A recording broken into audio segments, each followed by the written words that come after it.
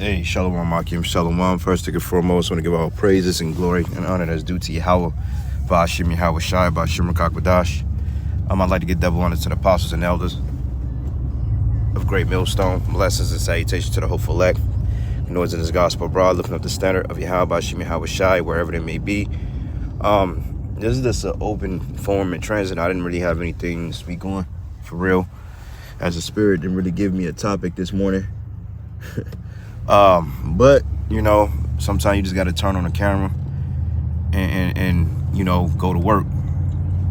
All right. Usually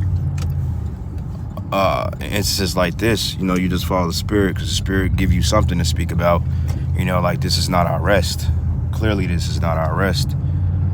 Just meditating on a few things: the curses, the blessings, which is soon to bestow the children of Israel, starting with the election first. Man, you know, what a day that's going to be to not have curses on our people, when we're going to actually be righteous, and the Lord is going to save us and bring us in our own land.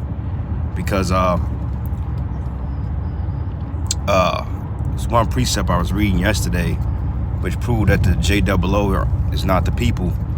I think I was reading what book is that, man? I think it was in fuck, man, it slips my mind, but it goes something to the magnitude of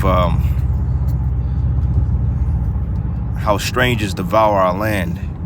Okay, and the fact that if strangers devour our land, and the Most High said he was going to put us back in the land and all pieces going to be preserved, then that shows you that the people that's currently inhabiting our land is not the real people of the Bible. Okay, and they know that. Well, the hierarchy of those nations, they know that. But as far as the lower level JOOs, they've been taught a lie, just like we've been lied to our whole lives. So they hold more onto that Zionism nonsense than anybody else, because, you know, they've been taught that since birth. They've been taught that they're the children of Israel. Well, they don't even say they're the children of Israel. You notice they don't prescribe to that. So basically they're really admitting that they're not the people. Like at the camp Saturday, at the end of the camp, this big nose lady came up. She said, "Oh, that's a dope sign." You tell she was kind of bugged out. She looked like a gypsy almost, which, you know, them gypsies, that goes back into Amalekite. You know, they rip people off, gypsies that gyp you. You know, she looked like a damn gypsy or whatever. But she said, "Oh, that's a beautiful sign. I wish I had my smartphone so I could take a picture of it." And I'm like, "Why is that?" She said, "I just think it's beautiful." And I'm like, "Well, do you see yourself on a sign?" You know, because most people come up and they look at the sign, but they don't ever look at the name. They see the 12 tribes of Israel, but they don't look to the right of the sign where it has the bywords. They don't do that. People, that show you how people, they don't pay attention to detail. Most people you come across, they don't pay attention to detail. Okay? They miss important, essential, and note. They miss important details and important features on things, man.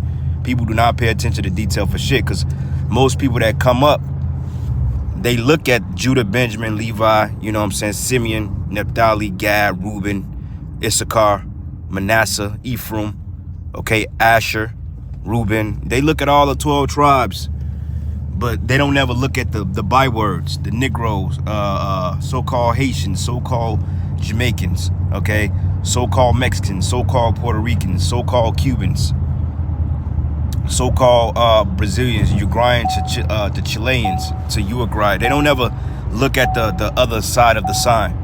So she gonna be like, I'm like, "Well, are you on a sign?" She said, "Sure, I am." And I looked at her and I'm like, okay, maybe she may be Northern Kingdom. You know, you can't really judge a book by its cover, right? So I looked at it and she said, I'm Levi.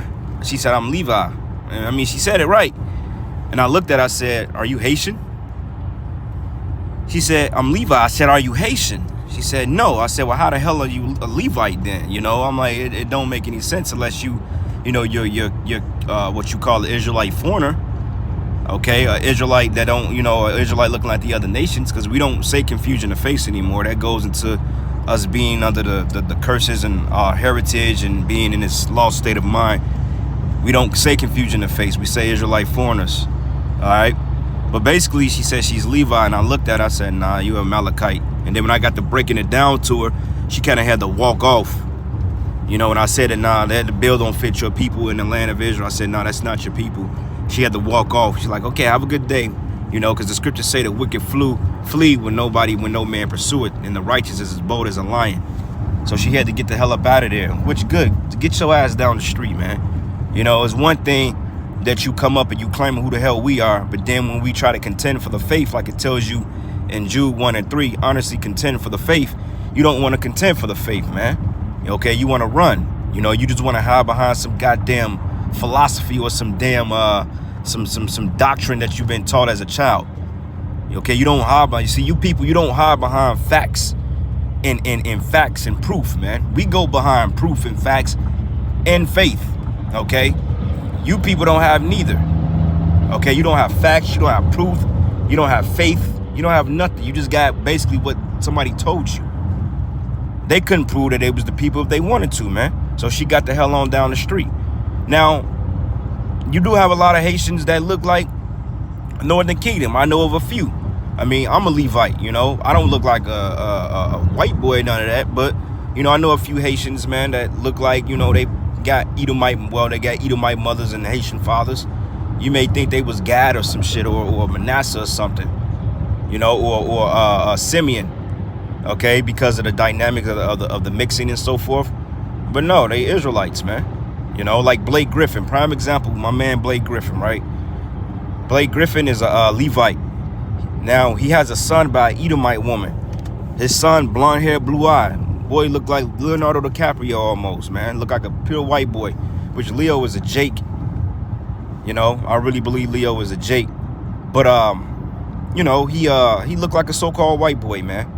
And you would never know the difference. But if he go anywhere and apply for a job, they be like, oh, man, this is a Caucasian male, or Edomite male. But yet his father's a Haitian. Because you look at Blake Griffin's father, you can clearly tell he's Haitian. So, you know, just through the spirit. And this is why you have to discern through the spirit who the tribes are, because Israelites are going to come out looking like every nation under heaven, man. All right. And the scriptures prophesied that we're going to look like every nation, you know. So with that being said, man, Revelation, the 7th chapter, verses 11 goes into that great multitude. It says a multitude of that was innumerable, you know. And there was another multitude after the 144, which is the great multitude, which is going to be the Israelite foreigners, man. That's going to come out of every nation, every ethnicity, so to speak. You see? So, you know, we can't just judge a book by its cover like some guys do. Oh, well, you know, he's black, so he's an Israelite. Hey, he may be a Hamite, man. You got some black chocolate Edomites, like the apostles always say. You got black-covered Edomites out here. You see? So you can't, you know, always judge a person. Oh, well, he may be an Israelite. He may be an Edomite. He may be a Moabite. And then you would be in the spirit to know that person's clearly Esau. That person's clearly Moab. Like Bruce Lee, for example. Bruce Lee looked like, honestly, he looked like a Manassite, you know, or Issacharite, because you got a lot of Issacharites that look on the verge of being Asian, Native Americans as well, you see. But nonetheless, Bruce Lee is a Jake. You know, they called him a Chinaman, but he was a Jake. Look at the crowd that he hung around. Look at the people that he taught. Same thing about Sylvester Stallone, Sicilian dude, Italian. You know, and he don't even look like a white dude, so to speak. He just look like a fucking, like a olive colored, extra light Jake, man, you know, with fine hair. You know, because all Sylvester Stallone movies, for the most part, he was teamed up with Jakes, man. Like, look at Rocky. Who was his best friend? Apollo Creed. And in the new Rocky movies or the Creed movies, who was his who was he training? He was training Adonis Creed, which was my man Apollo Creed's son. You know, even in Demolition Man, who was his main nemesis? It was a Jake. But who was he training in before he died and before he went into the cryogenic chamber, or I just say basically before they put his ass on ice, he trained the Jake pilot, man. Because when he linked back up in the future, he said, I remember when you was a young snot-nosed pilot. You know, basically he trained him up. So that shows you right there, man. You know, our people, they have a connection through the spirit. Spirits say, the scriptures say, the spirit bear witness that we're the children of the Most High. You know, because ain't no DNA test is going to prove that we're the children of Israel, especially when you trust in Esau's DNA. You can't trust in Esau's science, man. Okay, because Esau's science is pseudoscience. Okay, falsely science. Now, certain things they got on point, when it comes to certain things, but for the most part, you can't trust Esau's DNA because Esau don't even fully understand DNA, because DNA constantly changes every day. It changes, you know. DNA is constantly changing and shifting and moving, which Esau, he can't seem to figure that out. So you can't believe in this devil, man. Okay? So with that being said, Yahweh Shem Yahushai, man, hey, when he deliver the elect, you're going to have multiple looking different Jakes that's going to get beamed up on them ships. Now, we do believe that once we get our bodies, everybody's going to go back to the way they look. You know, Moab, you know, not Moab, but Issachar going to be Issachar. Jake going to look, you know, we going to look like what we look like. I don't think you're going to have a Chinese-looking Israelite in the kingdom. I mean, you're going to have heathen nation. Well, I'll take that back, okay? Because for the simple fact, and correct me if I'm wrong on this, but, you know, we're going to have concubines, okay? We're going to have heathens of the other nations as well. But for the most part, Jake going to get that skin color back, man. You know, you're going to know what's what, and ain't going to be no confusion. You see? Another thing, too, I remember it was a long time ago. It was this Jake dude named Jose. I thought he was a straight-up Negro, but, hey, he was an Issacharite. But he was dark-skinned. He looked like a nigga named Tyrone, but yet nigga name was Jose, bro. I was like, you bullshitting. Nah, he was a so-called Mexican, man. So it's very possible. But anyway, man, I'm pulling up to this place. So I give all praises and glory and honor that's due to Yahweh Shem Yahushai by Shem Kakwadash. And with that, Shalom, Lords, will you edify to the next lesson. Shalom.